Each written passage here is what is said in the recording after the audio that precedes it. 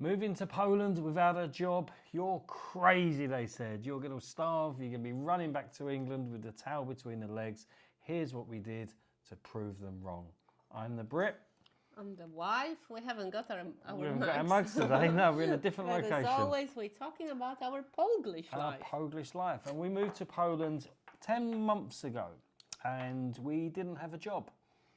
No, and I think what shocked most people, we were not planning on getting the job. No. When we came here, we spoke to people. The first question was from friends, family, followers, what are you going to do for a living? What job are you going to do? And when we said we're not looking for jobs, we don't want to have a job, we want to build a business, it was kind of like... You're crazy. Yeah. What about your pension? What about the bills? Why would you do The that? cost of living in Poland is so high. What you actually doing with your time, sitting at home every day? People just didn't understand it. And I can understand why they didn't understand it to a certain extent, because there was a transition for us to come from England to Poland where we wasn't really doing anything work-wise, was we? We was more working on the house, getting it ready, you know, unboxing all the and this. processes, the cars, registrations, getting the PESEL numbers, registering the kids at the GP surgery, the schools, all of that. It takes time to get it all sorted. It does, and people don't see the effort you're doing on that. They just see you being indoors a lot, and they're looking at us like, you're not leaving the house in the morning to go to a job and working and coming back. You know, your money's going to run out so fast. And it wasn't that they, I don't think it wasn't that they didn't believe in us. It was they just thought we would run out of money, and there was that fear that you cannot run out of money in this country. You are just going to struggle so much. And it was frustrating for me in a little way, because I know what I'm capable of, I know what you're capable of, and I kind of really wanted people to see it, but they couldn't. It was so focused on, you need a job, you need a pension, you need that security. And to us, you know, and certainly for me, I've always believed in my life that actually having a job is the worst security you can ever have. You know, you got that job and you Just lose over it. broke. Yeah, just over broke. You're screwed in a way. Whereas if you've got a business and the business starts to suffer, you can pivot, you can do other things, you're in control. Research has actually backed that up. I can remember many years ago when I was a mortgage broker, we used to do mortgages which were self-certified mortgages at the time, where people could just kind of make up their income if that's what they wanted to do. And the research was that they would do it for self-employed people, but they wouldn't do it, this is the banks, for employed people. It was the other way around, wasn't it? No, it wasn't. The self-employed person... So the self-employed person would get the mortgage, and if you had a job and fixed income, you couldn't get the mortgage. On a self-certification. Oh, okay. Yeah. So if you had a business, you could tell the bank what you earned and they would believe you and they would give you the mortgage. If you worked for a company, you couldn't do that. You had to prove what you earned. And I spoke to the bank managers and I said, why is that?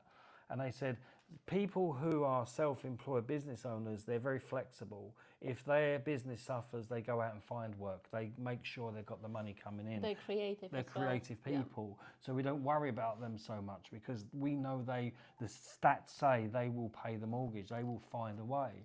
Whereas the people who have a job, they get so reliant on that income. When they lose that job, they don't know what to do. They panic. So all they do is send out CVs constantly, hoping someone else will give them an opportunity. So, and I've always lived my life like that. I've always been that person that, okay, this isn't working out, what do? Let's do something else, let's move, let's try to make income. So coming to Poland, even without speaking the language, wasn't scary for me. It wasn't something I thought, this is going to be really hard, I'm going to struggle, I do need to find a company maybe in Warsaw where they need English speakers, or be an English teacher or something like that. It was, okay, I'm going to come here, I'm going to figure out the country within the first few months and what I can do here, and then I'll do it. And that's what we've been doing, isn't it? And we wanted to make this video because a lot of people are saying, we want to come to Poland, we're thinking about moving to Poland, what can we do, what kind of job can we have, you know, how can we survive there? And our attitude is, if you've got a mobile phone, if you've got an internet connection, you can connect to people all around the world, literally all around the world. And the language barrier then isn't a problem, because I can still do business with people in the UK or any English-speaking country. You can. Easily. I can make content that goes out and gets seen all around the world. And it does. You're doing so well, honestly. We're doing so well. Yeah, but I always think, to me, it's a little bit easier, and people think that because I speak the language and Polish and stuff. You came here, no language. You did not know the culture, you did not know the traditions. We didn't know any people apart from our family in here. No. And to become who you have become, it's just unbelievable within such a short time, and with everything that we have been dealing with. Because I know, even though people thought that we were just sitting on our asses doing nothing, we go for a walk, we take the kids to school, we pick the kids from school, and their argument would always be, well, the registrations and this and that, we would have to do this and doing our job as well. So you're not heroes in here. No, absolutely. No, and it's true. You've got a job, but you still have to do things that need to be done and stuff. But that's the lifestyle we wanted. Yeah, we pretty clear about our lifestyle. I'm sure there was the time when you worked hard. I had my time when I did 4 different jobs at the same time. I worked days, I worked nights, I worked the weekends, I worked every single hour of the day. And there's a bit more to life than that. There is. And people quite often say to us, oh, you're lucky. You've come from England. You probably had equity in your home. You could buy a home. You've been gifted a house from the in-laws. Yes, you know, having that house gifted to us was very, very lucky. I'm not going to argue with that. But the equity in our home, the savings we had, that all come from 20, 25 years of really hard graft. That come from work. It wasn't just handed to us, no. None of that was handed to us. We worked for every penny we made. And that's what we did. So, you know, when people do say, oh, you're just lucky, you know, that's for you, not for me, I feel sorry for those people in a way, because they've got such a closed mindset. If they put half the amount of effort we put into building a business or building an income, they could be successful. But they don't have discipline, they don't have persistence. And I think that's the 2 words we've really become to rely on here. We've become very disciplined, very persistent, and we've worked hard every day, sometimes on our home, sometimes on an investment property, sometimes on the business, but it's non-stop. I think what made it really good for us as well is that our options were limited. So as in England, you could go this way, that way. There's so many different little pigeonholes that you could get yourself into. In here, this is what we're doing, and there's not much distractions from the outside. And if you keep going and you keep doing it, then something pays off. And what we've been able to do, and this is what you can do as well, we've been able to build connections now. We've got companies we can work with, we've got people we can work with. Some are in Poland, some are in the UK, but they're there because we've been proactive, because we've been talking to people, because we've been making content, we've been building websites, we've been doing things to get ourselves noticed. People have started to come to us and say, actually, I can see what you're doing, I can see how you do it, can you help me, can we help you? And we're doing deals with people, and we're working out how to make an income. And it's going really well, it really is. You know, we're not at the stage we want to be. No. Nowhere near it. But we're on the way. You know, we're on the way. We're not closer today than we were 6 months ago. And this video isn't all about us saying, oh, look at us, you know, we're super successful with that. We're nowhere near where we want to be. But we want to make the video because we want you to know that you can be successful too. You can come out to Poland or go to another country, and you can make a living. You can. In this day and age, it's easier than ever before.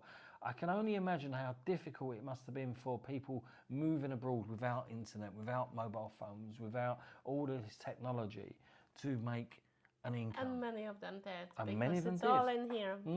Once you've got it in your head, you can have it in your hand. Well, I just have a little tip to people, because you just have to be realistic about things and how it's all going to pan out. You go to Poland, you don't speak the language, you don't want to have a job and stuff. People will laugh at you. People will have opinions. People will criticize you. They will tell you what you should be doing, where you should be going, who you should be speaking to and stuff. But if it doesn't feel right for you, don't fall for it, because great advice, yeah. their critics, their opinions and stuff, them thinking you can't do it or you're just being an absolute idiot, it's just reflection of who they are. If they can't do it, they think that nobody else can do it and stuff. And use it to fuel you, just like us. If you're telling us we can't, we will We're show gonna you do that it, yeah. we can. Yeah. And I'll back that, and that's not a new thing. And sometimes it's not a reflection of them that they're fearful, they can't do it. Sometimes they're fearful as well of strangers coming in and doing something. And I'll give you an example. I remember growing up, you know, a lot of Asian families moved to England and moved to where I lived. There wasn't many Asian families there, and they bought corner shops. And the joke was, oh, it's another Asian corner shop. These people coming over, they can't even speak the language, they can't do this, they can't do that. But these people come over and they grafted. They worked really hard. Their shops was open 7 days a week, late hours. They saved every penny they could. They did everything possible to make a success, to build a good life for the generation after the generation after. And I know Asian guys in sort of London and surrounding whose fathers and grandfathers started like that. They're massively wealthy now, massively, because they invested their money in property. They were persistent. They were persistent. They were disciplined. They wouldn't stop. They wouldn't listen to people. They did what felt right to them.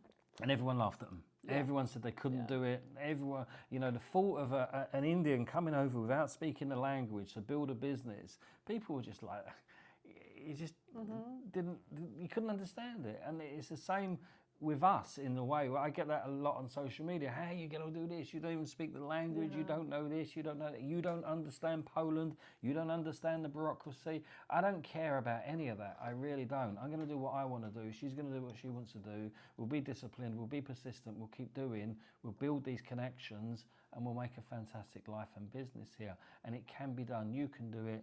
We're nothing special. Anything is possible. Well, you're special. Oh, I'm nothing thank you. special. You're She special makes me too. special. We've got a good relationship and we've got a good work ethic. And on that note, one final thing, choose your partners wisely. Oh yeah, you know, because your partner, your husband, your wife can either make you or break you. Yeah, and we're very lucky. We're so our lucky. biggest Let's have a champions. cheers to that. Cheers. We do push each other. We do encourage each other. When we're down, we're both down. When we're up, we're both up. You know, because we are a team and we sort of thrive together and struggle together, but we always drag each other out of it and push on. And if you can find someone like that, wherever you are in the world, it will make it a lot easier for you. And I hope if you do decide to move to Poland or wherever, you go there with a plan, you're not scared, you be disciplined, you be persistent, and you get what you want.